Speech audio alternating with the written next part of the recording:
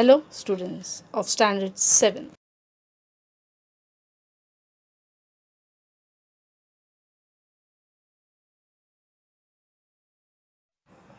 Welcome, students. Hope you all are safe and healthy.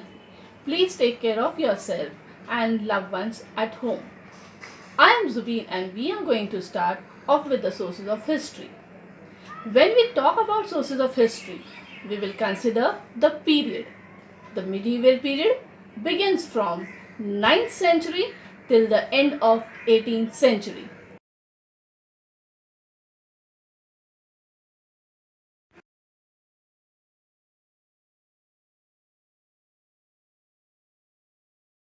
But before we go into the depth of the lesson and study the sources of history, what is history? History gives us chronological, scientific, systematic accounts of the past. But everything which has occurred in the past is not a part of history. So it has four factors to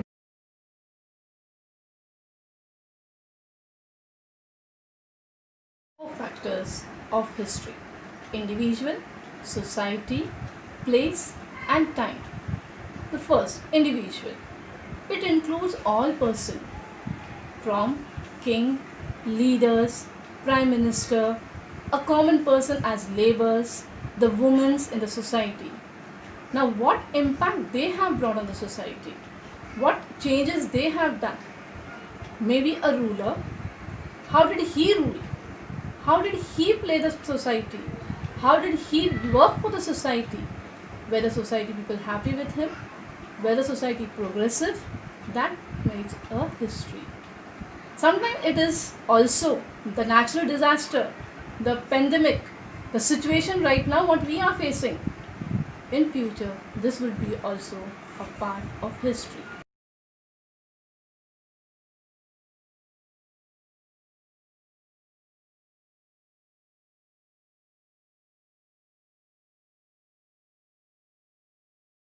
Get information. From where we get it? How true is it? When we study history, we need authentic evidence, proofs. Then only we can rely on the resource of history. And on the basis of these proofs, history is written down, noted down, and passed out from generation to generation. These proofs are known as sources of history. Please remember, it is absolutely necessary to support our study with historical sources, and it needs to be verified. Now we will learn more about in detail, that is the different resources, the sources of history, that is material source, written source, and oral sources. The image shows the six pictures. It shows the coins, the sculpture, the written work, the poetry work, the architecture, and the inscription on the images.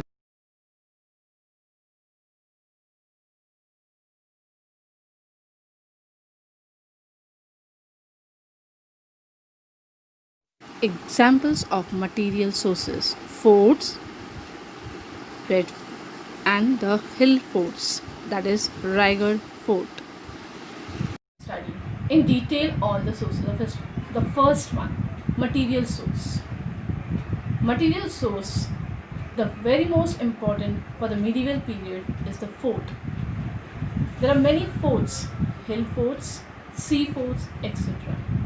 There are different materials also, including monuments, Veer Gala, queen quarters, palaces, museums, the mosque, the temples. These are all also material sources from which we learn about the Indian history. They tell us about the development of a particular place, development of architecture, the economic transaction, the quality of the people, the standard of living of the people in that particular period.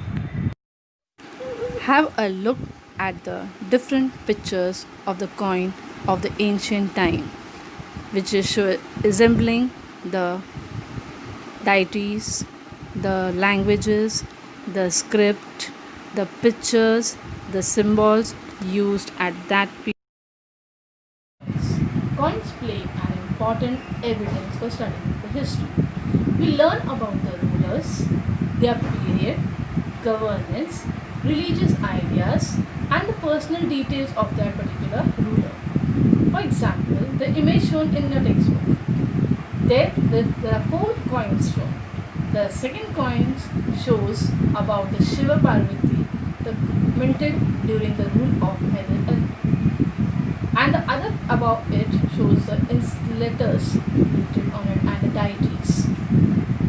Other than coins, monuments, we have an inscription done on the carvings of a temple, stones or walls, as on the wall of Brihadishvara temple. It helps us to understand features like the language, the script, social life of a period. On the wall of different temples, there are different paintings, there are different pictures which shows the different deities followed during that period. Let's learn. Since ancient time, coins like Kavadi, Damadi, Dehla, Pai, Paisa, Ana and Rupee were used. These are the examples of the coin. And there are also proverbs like Ek Koti Kaudi, Denar Nahi, Sole Ana Sach.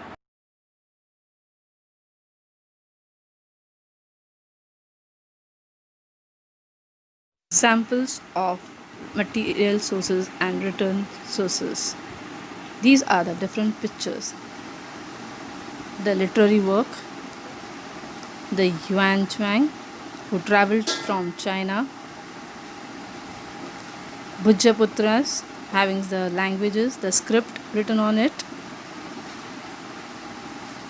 the different treaties which were signed by the government, the Bhakti Vaticha Bakhar, the Marathi Chronicle.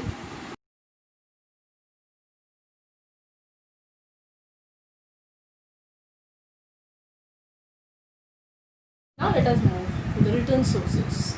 We learn about the significant events of the medieval history from the writing style of the script.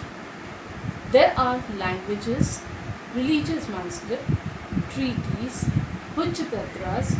From this we get information about the attire, the conventions and the rules.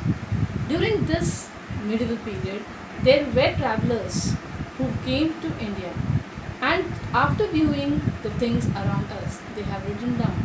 For example, Yuan Chuang from China, Al-Biruni from Syria, they have written their own books about their travel to India. Tawarik, written by Al-Biruni. Bakhar is a type of chronicle of Maharashtra which originated in Maharashtra and gives the description about the life history of India. Yes, we have temples, churches, mosques, durgas, mubarak, gurudwaras, weapons, gates, clothes, implements, musical instruments are all the examples of material source of history. Let us start with oral sources. What are oral sources? And what are the different examples of oral sources? Ovices, folk song, folk tales. Similar, literature is passed on from generation to generation by word of mouth. This literature is not in the written form. Its authors are unknown. This type of literature, preserved by oral tradition, forms the oral sources of history. Using oral sources. All sources tells us a story from a particular point of view. We should always be careful when using oral sources because first, the memories of people are not always accurate. Second, information can change when it is passed on. Third, not everything is remembered. Fourth, some events may be deliberately altered or left out. Evaluating sources.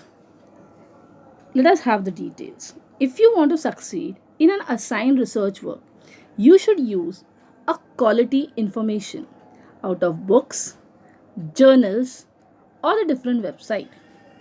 Using a following criteria, also known as CRAP test, we can critically evaluate any source of information. Letter C. Currency. When was the information published, updated, or revived? Is the information update for the topic? Next, R, that is relevance. Is the information relevant or for an intended audience? How much information is presented? Does it provide superficial treatment or detailed analysis? Is the information relevant to your topic? Is the readership too simple or too sophisticated? Next letter is A.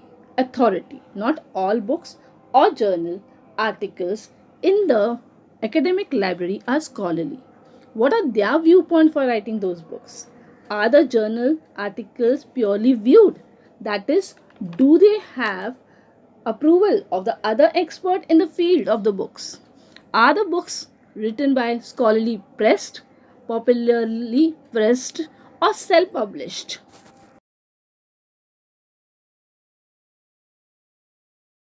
Next letter is A. Accuracy.